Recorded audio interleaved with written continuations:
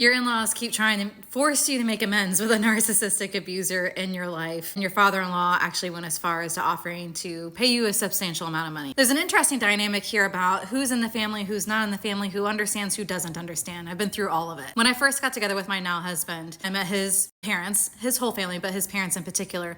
I told them, hey, just so you all know, my family is a little weird. I would often talk about who I'm no contact with, and they'd be like, well, but don't you need to call them because of this or because of that? Or can't you just forgive them? Or can't you just whatever? And it took them years to realize that I was serious and that it wasn't just I was mad at them and that they were just jerks, but they're truly harmful and abusive in my life. Even my now husband, when we first started dating, was like, yeah, sure, whatever. But then he started seeing for himself exactly what they do. And he has expressed to me many times, he's like, I'm surprised you've put up with it for as long as you have. It's not normal behavior. And people that don't grow up in or live in a narcissistic family dynamic don't really understand it. But once they start seeing it, they can't unsee it. But those that are in the narcissistic family dynamic love to reinforce the abuse. Leading up to my wedding last year, my father said to me, hey, if you can make amends with your narcissistic brother who has been incredibly abusive to you your entire life, I will dance with you at your wedding. I was like, yeah, you're not coming to my wedding.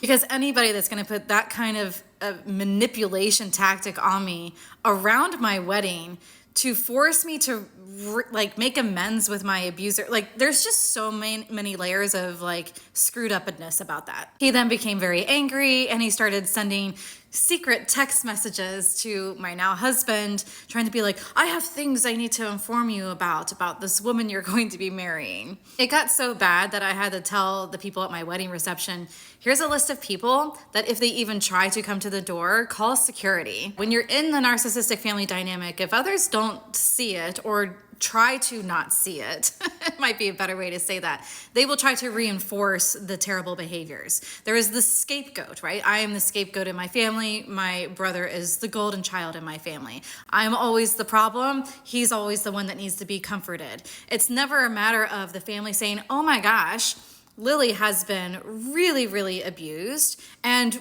why aren't we standing up for her? It's not that. It is, Lily has been abused and she is speaking out about it. Let's protect narcissist. Definitely my in-laws I was marrying into, they didn't understand it for a long time. It took them a long time to realize, oh yeah, it is possible to have family members that mean you harm. And fortunately, they've been incredibly supportive. My now husband has said to me many times, I am so glad that when we get married, this is before we got married, that you will now have at least parental units of some sort that are loving and supportive of you. And even though they're not my biological parents, they have been there for me in ways that I always wish my own parents would be there for me. Those that don't understand it love to say things like, oh, well, you only have one mom. Oh, you really only have one dad. Shouldn't you make up with them? Shouldn't you find a way to love and accept them back into your life? They've never asked for that. And every time I've just sort of rolled over and took it from them, I have regretted it. It has gotten worse.